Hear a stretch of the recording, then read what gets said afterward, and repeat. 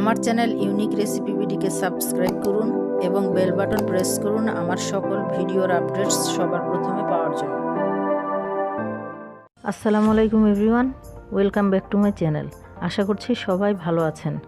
আজকে আমি আপনাদেরকে দেখাবো ঘরে থাকা উপকরণ দিয়ে কিভাবে সহজেই এগ স্যান্ডউইচ বানানো যায়। এটা খেতে খুবই টেস্টি।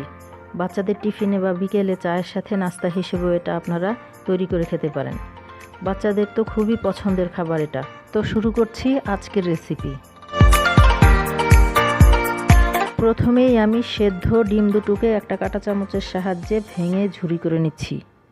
আমি ডিম দুটোকে আগেই সেদ্ধ করে রেখেছিলাম। এবার এর মধ্যে দিয়ে দিচ্ছি 2 টেবিল চামচের মতো গ্রেট করা গাজর,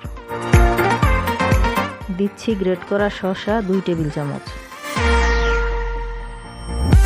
পরিমাণ মতো লবণ, গোলমরিচ গুঁড়া 1/2 চা চামচ, চিনি 1 টেবিল চামচ, মিহি কুচি করা কাঁচামরিচ 2টা, লেবুর রস 1 চা চামচ, মাস্টার্ড সস 1 চা চামচ।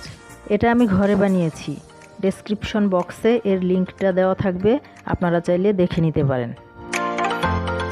এবার দিচ্ছি মেয়োনেজ 1/4 কাপ ও ধনেপাতা কুচি 2 টেবিল চামচ। এবার সব কিছু একসাথে ভালো করে মিক্স করে নিচ্ছি। মিক্স করার সময় যদি মনে হয় একটু ড্রাই লাগছে তাহলে আরও একটু মেয়োনেজ দিতে পারেন। এখানে কয়েক পিস ব্রেড নিয়েছি আর আগেই সাইডগুলো কেটে রেখেছিলাম। এবার 1 পিস ব্রেড নিয়ে এর উপর কিছুটা বাটার লাগিয়ে নিচ্ছি। এবার এর উপর ফিলিং দিয়ে ফিলিংটা ছড়িয়ে দিব।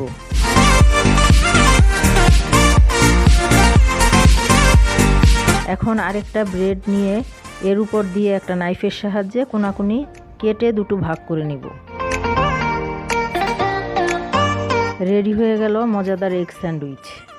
যেহেতু এটা বানানো খুবই ইজি, তাই আপনারা চাইলে এটা বাচ্চাদেরকেও সহজেই বানিয়ে দিতে পারবেন। আশা করছি আমার আজকের রেসিপি আপনাদের ভালো লেগেছে। আমার চ্যানেল সাবস্ক্রাইব করা না থাকলে প্লিজ এখনই সাবস্ক্রাইব করে নিন। এতক্ষণ সাথে থাকার জন্য সবাইকে ধন্যবাদ। দেখা হচ্ছে পরবর্তী ভিডিওতে ইনশাআল্লাহ। আল্লাহ হাফেজ।